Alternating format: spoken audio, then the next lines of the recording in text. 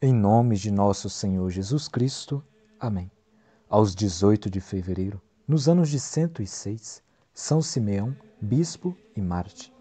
Em São Simeão, saudamos um parente próximo de nosso Senhor Jesus Cristo. O pai, Cleófas, era irmão de São José, e sua mãe, Maria, parenta muito chegada da Santíssima Virgem. Era irmã do apóstolo São Tiago, menor, amigo muito dedicado de Nosso Senhor, testemunha ocular de sua paixão e ressurreição. Com os demais apóstolos, recebeu o Espírito Santo no dia de Pentecostes. E quando estes procuraram cada um o campo de sua ação evangélica, Simeão ficou em Jerusalém com seu irmão Tiago, primeiro bispo daquela cidade. São Tiago sucumbiu à sanha feroz dos judeus e morreu mártir. São Simeão, por ordem do Conselho dos Apóstolos, continuou a obra do irmão, sucedendo-lhe como bispo de Jerusalém. Com um zelo verdadeiramente apostólico, pregou a doutrina de Cristo a judeus e pagãos e, pelo exemplo, edificou a jovem igreja jerusalemitana. Sob seu governo, cumpriu-se a terrível profecia de Nosso Senhor sobre Jerusalém. Os judeus, em vez de ouvir aos conselhos dos apóstolos, correram atrás de falsos profetas e levantaram-se contra os romanos, o que foi sua perdição. Antes, porém, do imperador Vespasiano cercar e atacar a cidade, os cristãos, por um aviso que receberam do céu, tiveram tempo de providenciar o seu êxodo.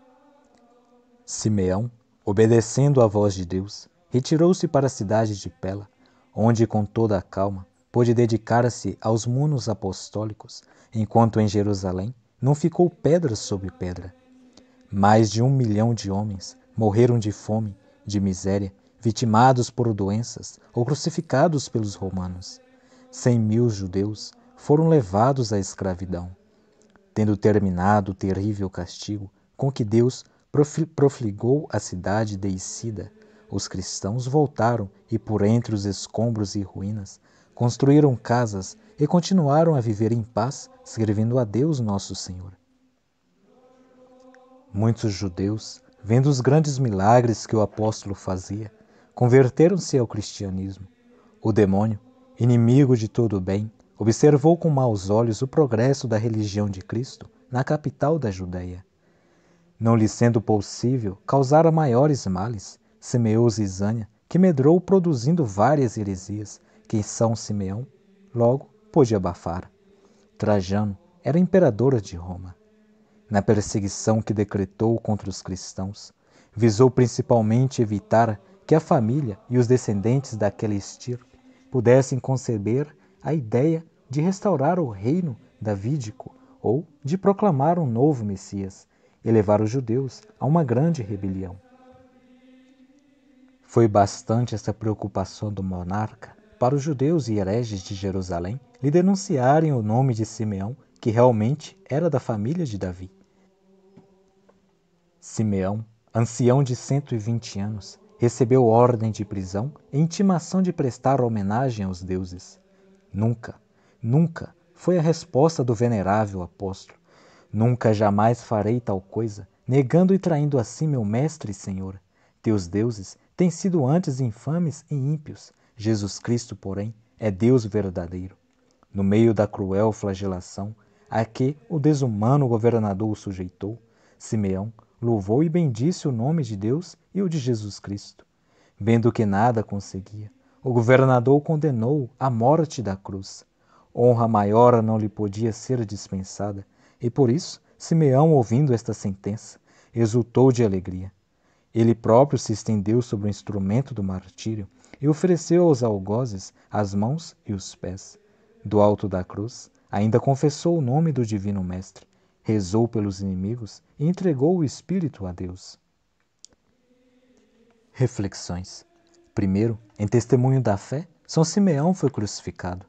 Não é este martírio que Deus te exige, mas muita ocasião se te apresenta de crucificar a tua carne. A esta crucificação é necessária para a tua salvação. Aqueles que pertencem a Cristo, diz São Paulo, crucificaram a carne com seus apetites. Gálatas, capítulo 5, 24.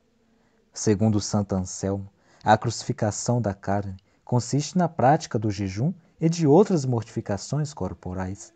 Santo Agostinho chama a crucificação da carne a guerra contínua contra as más inclinações e paixões. Os santos padres veem na crucificação da carne mortificação exterior dos sentidos que não deve ter demasiada liberdade para não ofender a Deus.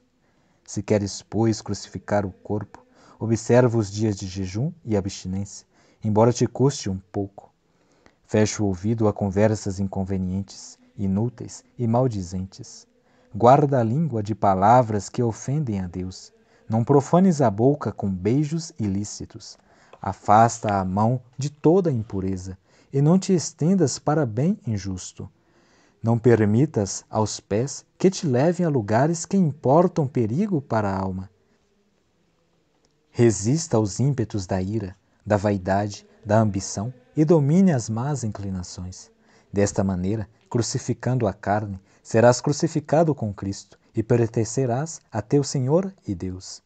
Segundo, São Simeão morreu na idade de 120 anos e teve morte gloriosa. Que idade alcançarás? Ninguém o sabe. Como será a tua morte? Santo Agostinho responde a esta pergunta.